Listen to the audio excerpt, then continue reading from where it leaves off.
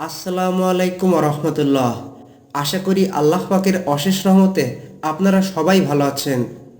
আল্লাহ তাআলা যা সৃষ্টি করতে চেয়েছিলেন তা সৃষ্টি করা শেষ করে আরশে সমাসীন হন। এরপর আল্লাহ তাআলা ইবলিশকে দুনিয়ার ফেরেশতাদের মধ্যে প্রধান হিসাবে নিযুক্ত করেন। ইবলিশ ফেরেশতাদেরই একটি গোত্রভুক্ত ছিল, যাদেরকে জিন বলা হতো। তাদেরকে জিন নামে এই জন্য অভিহিত করা হতো যে কারণ তারা হলো জান্নাতের রক্ষী বাহিনী। ইবলিশও তার ফেরেশতাদের সঙ্গে রক্ষণাবেক্ষণের দায়িত্ব পালন করত। এক পর্যায়ে ইবলিশের মনে এমন ভাবের উদয় হলো যে ফেরেশতাদের উপর আমার শ্রেষ্ঠত্ব আছেই বলে আল্লাহ তো আমাকে এই ক্ষমতা দান করেছেন। জাহাক রহমতুল্লাহ আলাই ইবনে আব্বাস রাদিয়াল্লাহু তাআলা আনহু থেকে বর্ণনা করেন যে জিনেরা যখন পৃথিবীতে বিপর্যয় সৃষ্টি করে এবং রক্তপাত করে, তখন আল্লাহ তাআলা ইবলিশকে তাদের কাছে প্রেরণ করেন। তখন ইবলিশের সঙ্গে ছিল ফেরেশতাদের একটি বাহিনী। এরপর তারা কতককে হত্যা করে এবং কতককে পৃথিবী থেকে তাড়িয়ে বিভিন্ন দ্বীপে নির্বাসনে পাঠিয়ে দেয়। মোহাম্মদ ইবনে ইসহাক রহমতুল্লাহ আলাই ইবনে আব্বাস রাদিয়াল্লাহু তাআলা আনহু থেকে বর্ণনা করেন যে পাপে লিপ্ত হওয়ার পূর্বে ইবলিশের নাম ছিল আজাজিল। সে ছিল পৃথিবীর বাসিন্দা। অধ্যাবসায় ও জ্ঞানের দিক থেকে ফেরেশতাদের মধ্যে সেই ছিল সকলের সেরা। ইবলিশ যেই সম্প্রদায়ের অন্তর্ভুক্ত ছিল তাদেরকে জিন বলা হয়। ইবলিশ ছিল 4 ডানা বিশিষ্ট ফেরেশতাদের মধ্যে সকলের সেরা। গোত্রের দিক থেকে অন্য সমস্ত ফেরেশতাদের চেয়ে ইবলিশ ছিল অধিক মর্যাদা সম্পন্ন ও সম্মানিত। সে ছিল জান্নাতসমূহের রক্ষণাবেক্ষণকারী। তার হাতে ছিল নিম্ন আসমান এবং পৃথিবীর কর্তৃত্ব। হাসান বসরি রহমতুল্লাহ আলাই বলেন যে ইবলিশ এক পলকের জন্য ফেরেশতাদের দলভুক্ত ছিল না। সে হলো আদি জিন, যেমন আদম আলাইসাল্লাম হলেন আদি মানব। অপর একটি বর্ণনা থেকে জানা যায় ইবলিশ ছিল ওইসব জিনের একজন জিন যাদেরকে ফেরেশতারা বিতাড়িত করে দিয়েছিলেন, কিন্তু ইবলিশকে কয়েকজন ফেরেশতা বন্দি করে আকাশে নিয়ে যায়। ইবনে জারির রহমতুল্লাহ আলাই এই কথাটি বর্ণনা করেছেন। উল্লেখ্য যে ইবলিশ ফেরেশতাগণদের মতোই ছিল বটে, তবে সে ফেরেশতাদের জাতিভুক্ত ছিল না, কারণ সে হলো আগুনের সৃষ্টি আর ফেরেশতাগণ হলেন নূরের সৃষ্টি। তারপর আল্লাহ তাআলা হযরত আদম আলাইহিসসালামকে সৃষ্টি করার সংকল্প করলেন, যাতে আদম আলাইহিসসালাম এবং তার বংশধররা পৃথিবীতে বসবাস করতে পারে। মহান আল্লাহ তাআলা মাটি দিয়ে আদম আলাইহিসসালামের দেহের অবয়ব তৈরি করেন। তখন জিনদের প্রধান এবং তাদের মধ্যে শ্রেষ্ঠ ইবাদতকারী আজাজিল বা ইবলিশ আদম আলাইহিসসালামের সেই অবয়বের চারিদিকে ঘুরতে থাকে। ইবলিশ ঘুরে ঘুরে সেটা দেখত। সে দেখল যে এটা একটা শূন্যগর্ভ মূর্তি। তখন ইবলিশ আশ করতে পারল যে এটা এমন একটি দেহ অবয়ব যার মধ্যে আত্মসংযম থাকবে না।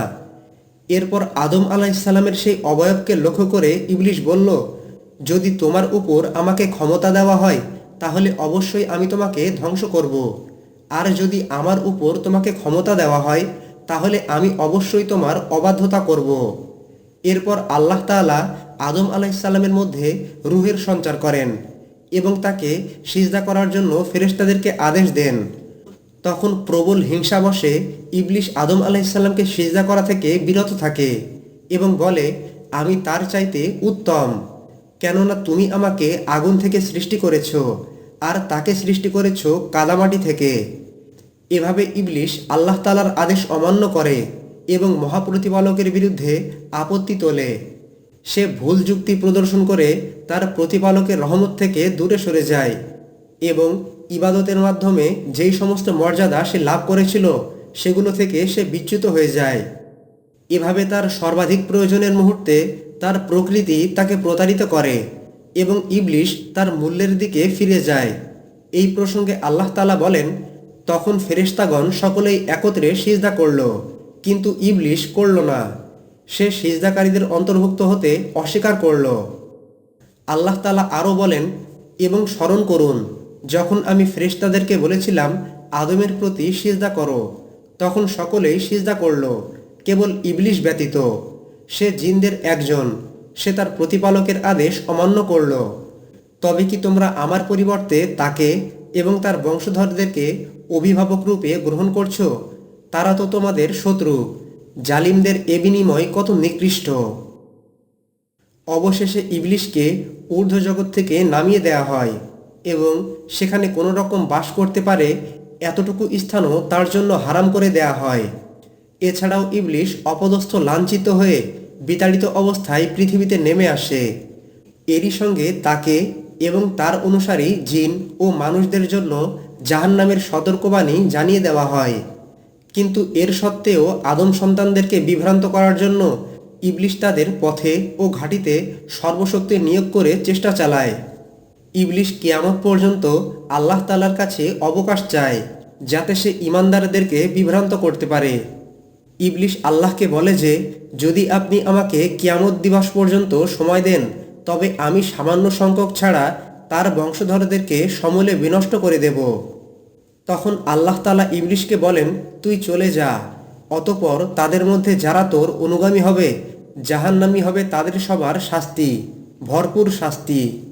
তুই সত্যচ্যুত করে তাদের মধ্যে থেকে যাকে পারিস নিজের আওয়াজ দিয়ে নিজের অশ্বারোহী ও পদাতিক বাহিনী নিয়ে তাদেরকে আক্রমণ কর। তাদের অর্থ সম্পদ ও সন্তান সন্ততিতে শরিক হয়ে যা এবং তাদেরকে প্রতিশ্রুতি দে। ছলনা ছাড়া শয়তান তাদেরকে কোনো প্রতিশ্রুতি দেয় না। জিনদের মধ্যে যারা কাফের শয়তান এদেরই অন্তর্ভুক্ত, আর সেই সব শয়তানদের প্রধান নেতা হলো ইবলিশ। আল্লাহ তাআলা ইবলিশকে এবং ইবলিশের বংশধরদেরকে আদম আলাইহিসসালাম ও তার বংশধরদের উপর ক্ষমতা দান করেছেন। যারা আদম আলাইহিসসালামের উপর ঈমান আনবে এবং রাসূলগণকে বিশ্বাস করবে, তার শরীয়তের অনুসরণ করবে, তিনি তাদের হেফাজতের দায়িত্ব নিয়েছেন। যেমন আল্লাহ তাআলা বলেন, আমার বান্দাদের উপর তোর কোনো ক্ষমতা নেই, কর্মবিধায়ক হিসাবে তোমার প্রতিপালকই যথেষ্ট। অন্য আয়াতে আল্লাহ তাআলা বলেন, তাদের সম্বন্ধে ইবলিশ তার ধারণা সত্য প্রমাণ করল। এর ফলে তাদের মধ্যে একটি মুমিন দল ছাড়া সকলেই ইবলিশের অনুসরণ করল। তাদের উপর শয়তানের কোনো আধিপত্য ছিল না। কারা আখিরাতে বিশ্বাসী এবং কারা তাতে সন্দিহান তা প্রকাশ করে দেওয়াই ছিল তার উদ্দেশ্য। তোমার প্রতিপালক সর্ববিষয়ে তত্ত্বাবধায়ক। এছাড়াও পবিত্র কোরআনের অন্যখানে আল্লাহ তাআলা বলেন, হে বনি আদম, শয়তান যেন তোমাদেরকে কিছুতেই প্রলুব্ধ না করে, যেভাবে তোমাদের পিতামাতাকে সে জান্নাত থেকে বহিষ্কৃত করেছিল, তাদের লজ্জায় স্থান দেখাবার জন্য বিবস্ত্র করেছিল। সে নিজে এবং তার দলবল তোমাদেরকে এমনভাবে দেখে যে তোমরা তাদেরকে দেখতে পাও না। যারা ঈমান আনে না, শয়তানকে আমি তাদের অভিভাবক করেছি। আমি তাদের সকলকেই বিপদগামী করব, তবে তাদের মধ্যে তোমার নির্বাচিত বান্দাদেরকে নয়। আল্লাহ তাআলা বলেন, এটাই আমার কাছে পৌঁছানোর সরল পথ। বিভ্রান্তদের মধ্যে যারা তোর অনুসরণ করবে তারা ব্যতীত আমার বান্দাদের উপর তোর কোনো ক্ষমতা থাকবে না। অবশ্যই তোর অনুসারী সকলের নির্ধারিত স্থান হবে জাহান্নাম, আর জাহান্নামের 7টি দরজা আছে, প্রত্যেকটি দরজার জন্য পৃথক পৃথক দল আছে। মোট কথা, মহান আল্লাহ তাআলা তার বান্দাদেরকে পরীক্ষা করার জন্য ইবলিশকে কিয়ামতের দিন পর্যন্ত অবকাশ প্রদান করেন। মূলত কোরআনের ভাষ্য অনুযায়ী ইবলিশ এখনও জীবিত এবং কিয়ামতের দিন পর্যন্ত অবকাশপ্রাপ্ত। ইবলিশ শয়তানের প্রতি আল্লাহর লানত বর্ষিত হোক। সমুদ্র পৃষ্ঠে ইবলিশের একটি সিংহাসন আছে, আর তাতে সমীসীন হয়ে ইবলিশ তার বাহিনী প্রেরণ করে, যারা মানুষের মাঝে অনিষ্ট করে এবং বিপর্যয় বাধায়। তবে আল্লাহ তাআলা আগেই বলে রেখেছেন, শয়তানের কৌশল অবশ্যই দুর্বল। পবিত্র কোরআনের অন্যখানে আল্লাহ তাআলা বলেন, নিশ্চয়ই আল্লাহ হচ্ছেন সর্বোত্তম কুশলী এবং নিশ্চয়ই তিনি সর্বোত্তম পরিকল্পনাকারী। বর্ণিত হয়েছে যে ইবলিশের সিংহাসন হচ্ছে সমুদ্রের উপর। জাবির ইবনে আবদুল্লাহ বলেন, রাসূলুল্লাহ সাল্লাল্লাহু আলাইহি ওয়াসাল্লাম বলেছেন, ইবলিশের সিংহাসন হলো সমুদ্রের উপর। প্রত্যহ ইবলিশ তার বিভিন্ন বাহিনী প্রেরণ করে, যারা মানুষের মধ্যে হাঙ্গামা সৃষ্টি করে থাকে। যেই অনুচর মানুষের মধ্যে সেরা ফিতনা সৃষ্টি করে, ইবলিশের কাছে সে হচ্ছে মর্যাদার দিক থেকে সবার সেরা। রাসূলুল্লাহ সাল্লাল্লাহু আলাইহি ওয়াসাল্লাম ইবনে সায়াদকে জিজ্ঞাসা করেছিলেন, তুমি কি দেখতে পাও? সে বলেছিল, আমি পানির উপর কিংবা সমুদ্রের উপর একটি সিংহাসন দেখতে পাচ্ছি, যার আশেপাশে কয়েকটি সাপ আছে। তখন রাসূলুল্লাহ সাল্লাল্লাহু আলাইহি ওয়াসাল্লাম বলেছিলেন, ওটাই হচ্ছে ইবলিশের সিংহাসন। ইমাম মুসলিম রহমতুল্লাহ আলাইহির একটি বর্ণনা থেকে জানা যায়, নবী করিম সাল্লাল্লাহু আলাইহি ওয়াসাল্লাম বলেন, শয়তান তার সিংহাসনকে পানির উপর স্থাপন করে, তারপর জনসমাজে তার বাহিনীসমূহ প্রেরণ করে। শয়তানের দৃষ্টিতে যে যত বেশি ফিতনা সৃষ্টি করতে পারে, মর্যাদার দিক থেকে সে হলো তার অধিক নৈকট্যের অধিকারী। শয়তানের অনুসারীদের কেউ একজন আসে আর বলে যে, আমি অমুকের পিছনে লেগেই আছি, অবশেষে তাকে এমন অবস্থায় রেখে এসেছি যে সে এমন এমন জঘন্য কথা বলে বেড়াচ্ছে। এই কথা শুনে ইবলিশ বলে, না, আল্লাহর শপথ, তুমি কিছুই করনি। এরপর শয়তানের আরেক অনুসারী এসে বলে যে, আমি অমুক ব্যক্তি ও তার স্ত্রীর মধ্যে বিচ্ছেদ ঘটিয়ে দিয়েছি।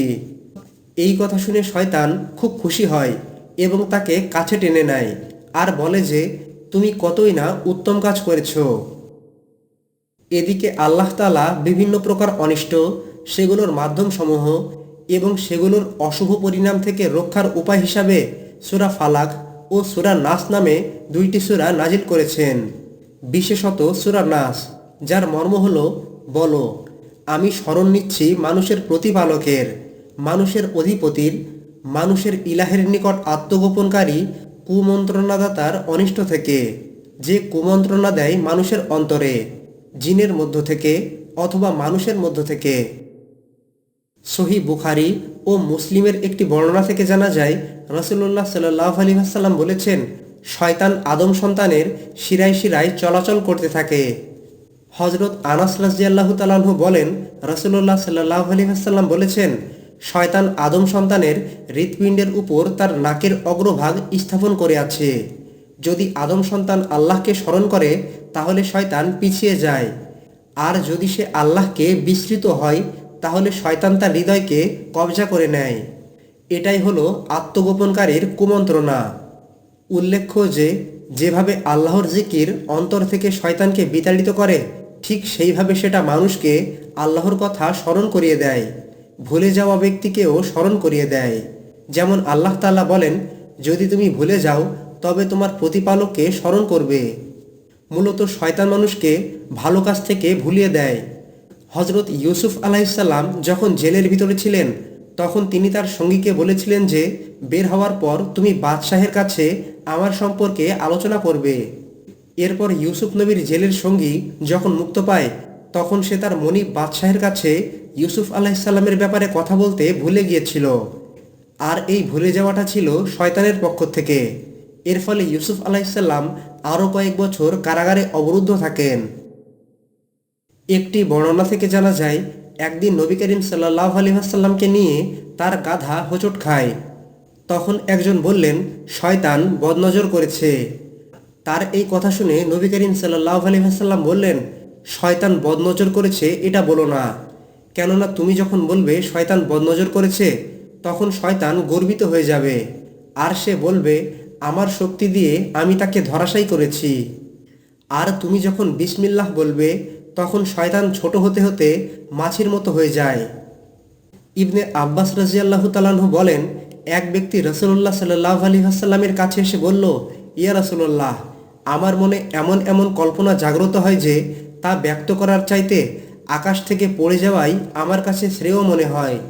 এটা শুনে নবী করিম সাল্লাল্লাহু আলাইহি ওয়াসাল্লাম বললেন, আল্লাহু আকবার, সমস্ত প্রশংসা সেই আল্লাহর, যিনি শয়তানের চক্রান্তকে কুমন্ত্রণায় পরিণত করে দিয়েছেন। হযরত আবু হুরায়রা রাদিয়াল্লাহু তাআলা আনহু বলেন, রাসূলুল্লাহ সাল্লাল্লাহু আলাইহি ওয়াসাল্লাম বলেছেন, শয়তান তোমাদের এক একজনের কাছে এসে বলে, এটা কে সৃষ্টি করেছে, ওটা কে সৃষ্টি করেছে। শেষ পর্যন্ত শয়তান বলে, তোমাদের রবকে কে সৃষ্টি করেছে। সুতরাং কেউ এই পরিস্থিতির সম্মুখীন হলে সে যেন আল্লাহর আশ্রয় প্রার্থনা করে এবং এখানেই ক্ষান্ত দেয়। মহান আল্লাহ তাআলা বলেন, যারা তাকওয়ার অধিকারী হয় তাদেরকে শয়তান যখন কুমন্ত্রণা দেয়, তখন তারা আত্মসচেতন হয় এবং তৎক্ষণাৎ তাদের চোখ খুলে যায়। অন্য একটি আয়াতে আল্লাহ তাআলা বলেন, বলো, হে আমার প্রতিপালক, আমি তোমার আশ্রয় প্রার্থনা করি শয়তানের প্ররোচনা থেকে। হে আমার প্রতিপালক, আমি তোমার আশ্রয় প্রার্থনা করি আমার কাছে তাদের উপস্থিতি থেকে। অন্যখানে মহান আল্লাহ তাআলা বলেন, যদি শয়তানের কুমন্ত্রণা তোমাকে প্ররোচিত করে তবে আল্লাহ পাকের শরণ নেবে, তিনি সর্বশ্রোতা সর্বজ্ঞ। কোরআন মাজিদের আরেকটি স্থানে আল্লাহ তাআলা বলেন, যখন তুমি কোরআন পাঠ করবে তখন অভিশপ্ত শয়তান থেকে তুমি আল্লাহর শরণ নেবে। যারা ঈমান আনে ও তাদের প্রতিপালকের উপর নির্ভর করে তাদের উপরে শয়তানের আধিপত্য নেই। শয়তানের আধিপত্য তো কেবল তাদের উপরই থাকে যারা তাকে অভিভাবক রূপে গ্রহণ করে এবং যারা আল্লাহ পাকের শরিক করে।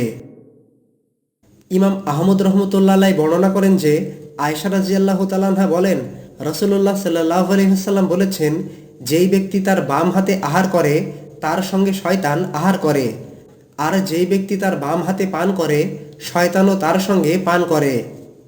একটি বর্ণনা থেকে জানা যায়, হযরত আবু হুরায়রা রাদিয়াল্লাহু তাআলা আনহু বলেন, নবী করিম সাল্লাল্লাহু আলাইহি ওয়াসাল্লাম একজন ব্যক্তিকে দাঁড়িয়ে পান করতে দেখে তাকে বললেন, বমি করো। লোকটি বলল, কেন? তখন নবী করিম সাল্লাল্লাহু আলাইহি ওয়াসাল্লাম বললেন, তুমি কি এতে খুশি হবে যে তোমার সঙ্গে বিড়াল পান করুক? সে বলল, জি না। তখন নবী করিম সাল্লাল্লাহু আলাইহি ওয়াসাল্লাম বললেন, কিন্তু তোমার সঙ্গে তো এমন একটি প্রাণী পান করেছে যেটা বিড়ালের চাইতেও নিকৃষ্ট, অর্থাৎ শয়তান। একটি বর্ণনা থেকে জানা যায়, শয়তান বন্ধ জিনিস খুলতে পারে না। রাসূলুল্লাহ সাল্লাল্লাহু আলাইহি ওয়াসাল্লাম বলেছেন, তোমরা তোমাদের দরজাগুলো বন্ধ করে দাও, বর্তনগুলো ঢেকে রাখো, পানপাত্রগুলোর মুখ বেঁধে রাখো এবং বাতিগুলো নিভিয়ে দাও, কারণ শয়তান বন্ধ দরজা খুলতে পারে না, ঢাকনা উন্মুক্ত করে না এবং বন্ধন খোলে না। আর ইঁদুর তো বসবাসকারীদের সহ ঘরে আগুন ধরিয়ে দেয়। অপর একটি বর্ণনা থেকে জানা যায়, রাসূলুল্লাহ সাল্লাল্লাহু আলাইহি ওয়াসাল্লাম বলেছেন, তোমাদের কেউ ঘুমালে শয়তান তার মাথার পশ্চাৎভাগে 3টি গিঁট দেয়। প্রতিটা গিঁট দেওয়ার সময় শয়তান বলে, দীর্ঘ রাত আছে, তুমি ঘুমাও। যদি সে জেগে ওঠার পর আল্লাহকে স্মরণ করে তাহলে একটি গিঁট খুলে যায়। তারপর যদি ওযু করে তাহলে আরেকটি গিঁট খুলে যায়। তারপর যদি সে সালাত আদায় করে তাহলে সবকটি গিঁটই খুলে যায়। ফলে সে প্রফুল্ল ও শান্তিচিত্তে সকালে ওঠে। অন্যথায় সে সকালে ওঠে কলুষিত মন ও অলস দেহ নিয়ে। ইমাম বুখারী রহমতুল্লাহ আলাইহি বর্ণনা করেন যে আবু হুরায়রা রাদিয়াল্লাহু তাআলা আনহু বলেন, রাসূলুল্লাহ সাল্লাল্লাহু আলাইহি ওয়াসাল্লাম বলেছেন, যখন তোমাদের কেউ ঘুম থেকে জেগে ওঠে এবং ওযু করতে যায় তখন সে যেন 3 বার পানি দিয়ে নাক ঝেড়ে নেয়, কেননা শয়তান তার নাকের ছিদ্রে রাত্রি যাপন করে থাকে। একটি বর্ণনা থেকে জানা যায়, যখন নামাজের আজান দেওয়া হয় তখন শয়তান বায়ু নিঃসরণ করতে করতে পিছু হটে যায়। আজান শেষ হয়ে গেলে আবার শয়তান এসে পড়ে। তারপর ইকামতকালে শয়তান আবার হটে যায়। ইকামত শেষ হয়ে গেলে আবার এসে সে মানুষ ও তার অন্তরের মধ্যে অবস্থান নেয় এবং বলতে শুরু করে যে, তুমি এটা স্মরণ করো, ওটা স্মরণ করো। শেষ পর্যন্ত লোকটি ভুলেই যায় যে সে নামাজ 3 রাকাত পড়ল নাকি 4 রাকাত পড়ল। এরপর সঠিক রাকাত নির্ণয় না করতে পেরে সে 2টি সাহু সিজদা করে নেয়। নামাজের মধ্যে শয়তান মানুষকে এভাবেই ধোঁকা দিয়ে থাকে। নামাজের কাতার সম্পর্কে জানা যায়, রাসূলুল্লাহ সাল্লাল্লাহু আলাইহি ওয়াসাল্লাম বলেছেন, তোমরা নামাজের সারিগুলো ঘনভাবে সন্নিবেশিত করে নাও, কারণ শয়তান ফাঁকা স্থানে দাঁড়িয়ে যায়। আনাস রাদিয়াল্লাহু তাআলা আনহু বলেন, রাসূলুল্লাহ সাল্লাল্লাহু আলাইহি ওয়াসাল্লাম বলতেন, তোমরা সারিগুলো ঘনভাবে সন্নিবেশিত করে নাও, এক সারিকে আরেক সারির কাছাকাছি করে নাও এবং কাঁধে কাঁধ মিলিয়ে নাও। যেই সত্তার হাতে মুহাম্মদের প্রাণ তার শপথ, নিঃসন্দেহে আমি দেখতে পাচ্ছি যে শয়তান সারির ফাঁকা জায়গায় ঢুকে পড়ে যেন সে একটা পাখি। আল্লাহ তাআলা বলেন, পার্থিব জীবন যেন তোমাদেরকে কিছুতেই প্রতারিত না করে এবং সেই প্রবঞ্চক অর্থাৎ শয়তান যেন তোমাদেরকে কিছুতেই আল্লাহ সম্পর্কে প্রবঞ্চিত না করে। অন্যখানে আল্লাহ তাআলা বলেন, শয়তান তোমাদের দুশমন, সুতরাং তাকে তোমরা শত্রু হিসাবে গ্রহণ করো। সে তো তার দলবলকে কেবল এ কাজে আহ্বান করে যেন তারা জাহান্নামী হয়। মোট কথা, চলাফেরা, উঠা বসা ইত্যাদি অবস্থায় শয়তান মানুষের সর্বনাশ করার ব্যাপারে তার চেষ্টা ও শক্তি প্রয়োগে বিন্দুমাত্র ত্রুটি করে না। আবু দাউদ শরীফে আছে যে রাসূলুল্লাহ সাল্লাল্লাহু আলাইহি ওয়াসাল্লাম তার দোয়ায় বলতেন, মৃত্যুর সময় শয়তানের ছোবল থেকে আমি তোমার নিকট আশ্রয় প্রার্থনা করি। হযরত আবু হুরায়রা রাদিয়াল্লাহু তাআলা আনহু বলেন, রাসূলুল্লাহ সাল্লাল্লাহু আলাইহি ওয়াসাল্লাম বলেছেন, হাই তোলা হয় শয়তানের পক্ষ থেকে। অতএব তোমাদের কারোর হাই আসলে সে যেন যথাসম্ভব তা রোধ করে, কারণ হাই আসার সময় তোমাদের কেউ হা বললে শয়তান হেসে দেয়। অন্যখানে বর্ণিত হয়েছে যে হাই তোলার সময় শয়তান ভিতরে ঢুকে পড়ে। ইমাম আহমদ রহমতুল্লাহ আলাইহি বর্ণনা করেন যে আবু হুরায়রা রাদিয়াল্লাহু তাআলা আনহু বলেন, রাসূলুল্লাহ সাল্লাল্লাহু আলাইহি ওয়াসাল্লাম বলেছেন, আল্লাহ তাআলা হাঁচি পছন্দ করেন আর হাই তোলাকে ঘৃণা করেন অথবা অপছন্দ করেন। হাই তোলার সময় তোমাদের মধ্যে কেউ হা হা বললে শয়তান একেবারে তার পেট থেকে হাসতে থাকে। স্বপ্ন সম্পর্কে জানা যায়, রাসূলুল্লাহ সাল্লাল্লাহু আলাইহি ওয়াসাল্লাম বলেছেন, সুস্বপ্ন হয় আল্লাহর পক্ষ থেকে আর অলীক স্বপ্ন হয় শয়তানের পক্ষ থেকে।